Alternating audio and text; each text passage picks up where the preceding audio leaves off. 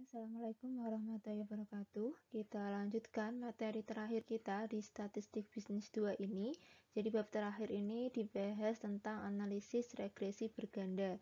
Nah, jadi sebelumnya ya kita sudah membahas analisis korelasi berganda. Nah, ini lanjutannya. Jadi kalau korelasi kita membahas hubungan, kalau regresi kita akan membahas pengaruh gitu. Jadi di statistik 1 kita sudah belajar regresi secara sederhana, artinya hanya ada dua variabel, yaitu variabel dependen dan variabel independen. Nah, kalau yang berganda berarti nanti lebih dari dua variabel gitu. Nah, ini ya, jadi di fungsi statistiknya, modelnya ini nanti seperti ini, Y.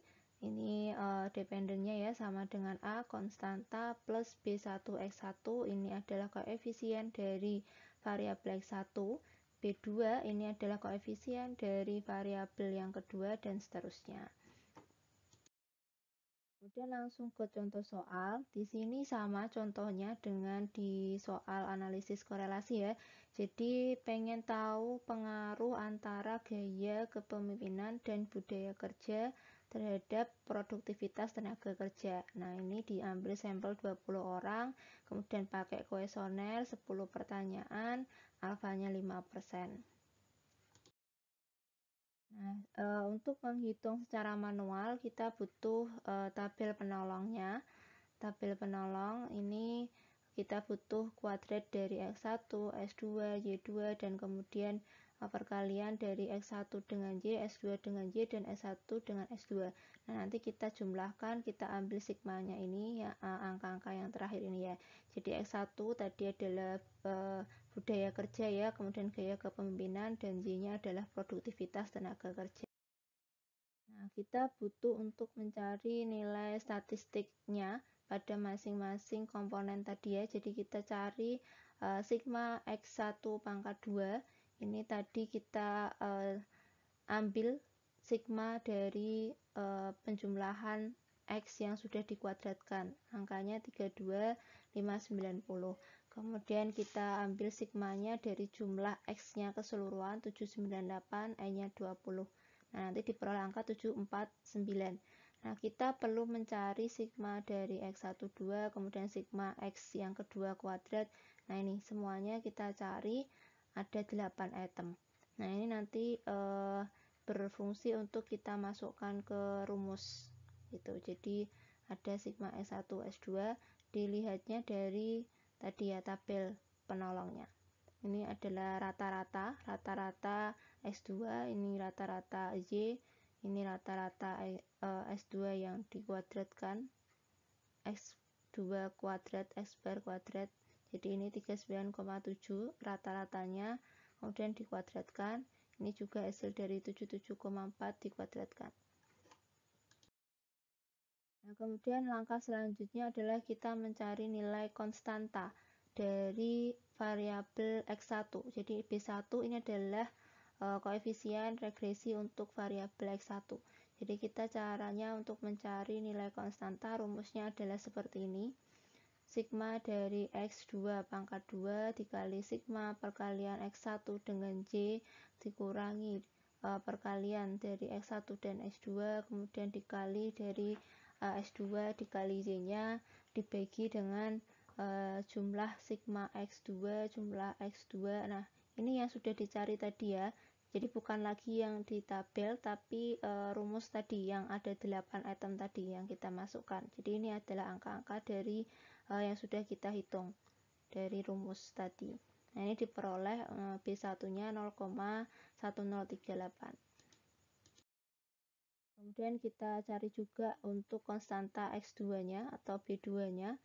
Jadi rumusnya menyesuaikan ya, ini ya. Sesuai rumus nanti diperoleh angka ini, kemudian ini adalah untuk mencari konstantanya atau A. Ini rumusnya seperti ini. Jadi ini yang dimasukkan adalah angka-angka tadi ya, yang 8 komponen tadi, sehingga akan membentuk fungsi persamaan regresi seperti ini. Y sama dengan 26,2, ini A-nya, konstantanya. Kemudian ditambah 0,1038, ini B1 tadi ya, itu berarti koefisien regresi dari variabel X1, dan ini adalah koefisien regresi atau B2 dari S2. Jadi ini Y adalah variabel dependennya, ini adalah independennya. Artinya ketika X1 dan S2 bernilai 0, maka Y-nya bernilai 26,2 sebesar konstantanya ini, sebesar A-nya ini. Jadi kalau gaya kepemimpinan dan budaya kerjanya adalah 0, maka produktivitas tenaga kerja adalah sebesar alfanya. Gitu. Kemudian kalau variabel X1-nya berubah 1 unit atau 1%, maka Y-nya ini akan berubah sebesar koefisien regresinya ini 0,1038. Nah, itu interpretasi dari fungsi persamaan regresi. Kemudian yang kedua, kita akan menghitung nilai korelasi. Nah, ini sudah kita pelajari di bab sebelumnya ya. Jadi kita menghitung korelasi nilai R ya, tingkat hubungan. Ini yang pertama secara simultan, berarti X1 S2 terhadap Y nilainya adalah 0,869. Ini berarti hubungannya kuat ya, mendekati angka 1. Kemudian kita cari juga korelasi secara parsial X1 terhadap Y. Berarti di sini X1 dan Y ini sudah kita pelajari. Dan S2 terhadap Y ini 0,86 ini kuat. Kemudian X1 terhadap S2 0,24 ini berarti lemah ya. Ini adalah korelasinya. Kemudian kita juga bisa menghitung kontribusi atau koefisien determinasinya kemarin ya. Jadi kita lihat secara simultannya tadi R-nya nilainya adalah 0,8685 dikuadratkan dikali 100%. Nilainya adalah 75,4. Artinya apa? Artinya X1 dan S2 itu berkontribusi terhadap nilai Y sebesar 75,4. Sisanya dipengaruhi oleh variabel lain selain dari budaya kerja dan gaya kepemimpinan. Kemudian yang keempat, soalnya adalah kita pengen menguji pengaruh ya. Ini yang kita pelajari di bab ini adalah regresi. Jadi apakah ada pengaruh atau enggak. Sama urutannya, kita bikin judulnya tadi ya, analisis pengaruh gaya kepemimpinan dan budaya kerja terhadap produktivitas tenaga kerja. Kemudian variabel penelitiannya berarti X1-nya tadi gaya kepemimpinan, S2-nya adalah budaya kerja, dan Y-nya adalah produktivitas tenaga kerja. Kemudian kita bikin hipotesisnya, H0-nya tidak terdapat pengaruh, H-nya ada pengaruh. Ini distatistikkan seperti ini, kemudian pedomannya sama ya. Jadi H0 ditolak ketika F-hitungnya lebih besar dari F-tabel. Kemudian langkahnya adalah kita menghitung nilai dari F-hitungnya. F-hitungnya ini kita lihat yang secara simultan, R, X1, S2, dan Y. Jadi ini F-hitung secara simultan, kemudian dikali N min M1 ya. N ini jumlah N-nya, sampelnya 20. M ini adalah jumlah variabel independennya, X-nya tadi ada 2, dikurangi 1. Nah, diperoleh F-hitungnya adalah 26,09. Kemudian F-tabelnya ini sama kayak di analisis korelasi. Jadi dia caranya kita lihat N-nya ada 20, kemudian M-nya 2 dikurangi 1 ada 17. Sehingga di sini F-tabelnya adalah alfanya 0,05, kemudian 17 sebagai pembilang dan penyebutnya. 17 kemudian 2 Kemudian nanti diperoleh angka 3,59. Kemudian nanti dibandingkan F-hitungnya 26,09 itu ternyata lebih besar dari F-tabel sehingga H0-nya ditolak. Yang berarti HA-nya diterima, hipotesnya diterima, berarti ada pengaruh gitu ya. Nah, ini kalau digambarkan dalam lonceng 26,09 ini nilai F-hitungnya dan 3,59 ini adalah nilai dari F-tabelnya. Posisinya ada di sini yang berarti ini daerah penolakan H0 atau HA-nya diterima kalau H0-nya ditolak. Nah, kemudian setelah kita tahu secara simultan ternyata ada pengaruh, sekarang kita pengen menguji secara parsialnya X1 terhadap Y. Berarti kita pengen tahu apakah ada pengaruh gaya kepemimpinan terhadap produktivitas tenaga kerja. Nah, langkahnya sama. Kemudian kita butuh untuk menghitung nilai variasi regresi berganda untuk nanti supaya dapat nilai ini. Jadi rumus untuk mencari S1, S1, S2 ini ya, caranya seperti ini. Tadi lihat di komponen yang sudah kita hitung berdasarkan rumusnya tadi ya. Kemudian kita nanti bisa memperoleh angka 13,3 ini baru bisa diakarkan. Akar dari 13,3 adalah 3,6516. Nah, inilah yang kita masukkan dalam rumus ini nanti. Ini X1, X2 ini 3,6516. Ini untuk menghitung nilai standar errornya. Jadi nanti untuk menghitung nilai parsial itu rumusnya sama seperti ini.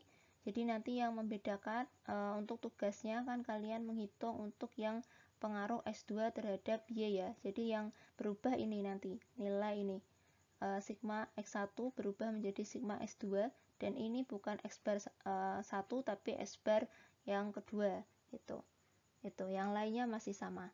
Nah, nanti diperoleh untuk yang pertama S1 ke Z ini 0,1375 baru kita bisa memasukkan ke rumus T hitung. T hitung tadi rumusnya adalah koefisien dari X1 dibagi dengan S standar error X1 standar error variabel X1 ya.